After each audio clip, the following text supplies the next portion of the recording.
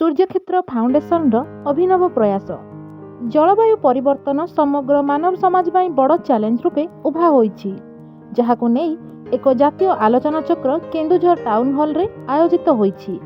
अग्रणी सामाजिक अनुष्ठान सूर्यक्षेत्र फाउंडेशन पक्षरु आयोजित एही कार्यक्रम रे बुद्धिजीवी एवं परिवेशविद जोगदेई निजर सुचिंतित मत व्यक्त करथिले। एथिपाई एबेठारु समाजर विभिन्न स्तर रे लोकंकु उद्यम करने आवश्यक बोली मत प्रकाश पाइथिला।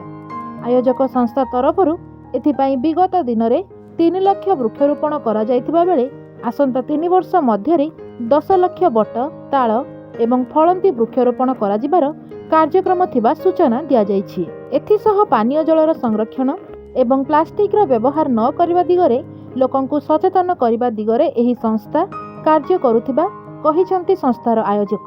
सूर्यक्षेत्र फाउंडेशन तरफ 4th नेशनल परिवेश रत्न अवार्ड दिया जाउची एवं गोटे नेशनल सेमिनार करा हिची क्लाइमेट चेंज उपरे चैलेंजेस एंड अपॉर्चुनिटीज ता बाबद रे गोटे डिस्कशन चक्र करा हिची, जोटा फर्स्ट टाइम आमे केन्दुझर रे करूछु।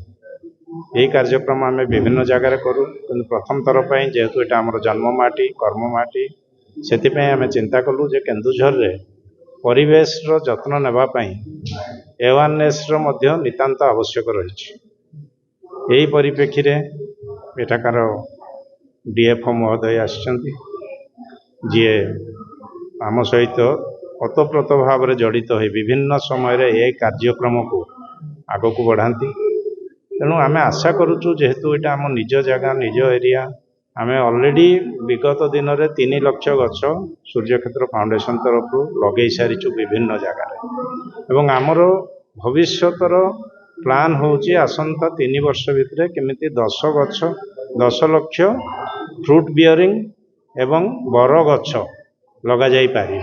छात्र छात्री मध्य सचेतनता वृद्धि पाई आयोजित विभिन्न प्रतियोगिता रे कृति छात्र छात्री माननकु पुरस्कृत करा जायथिला। कार्यक्रम रे जोगदेई एही सामाजिक अनुष्ठान रो लक्ष्य एवं उद्देश्य को प्रशंसा करिथिले केन्दुझर डीएफओ।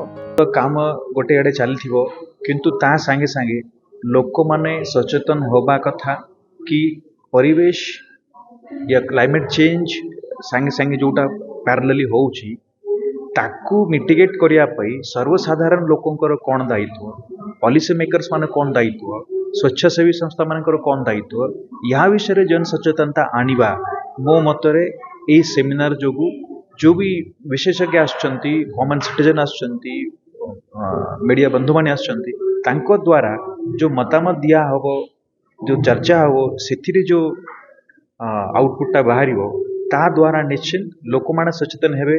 और ये सेमिनार द्वारा जो मिटिगेटिव मेजर्स जो नुआ नुआ कथा आसो कि पॉलिसी स्तर रे भी कौन चेंज करा हबो तो मो बहुत बहुत धन्यवाद देवी कि केउंझर भया खनि जल जंगल जमी आदिवासी संपद जिले रे इमितिया सेमिनार आयोजन करवा और लोक मानक भितरे ता द्वारा सचेतनता आनिबा बहुत प्रशंसनीय।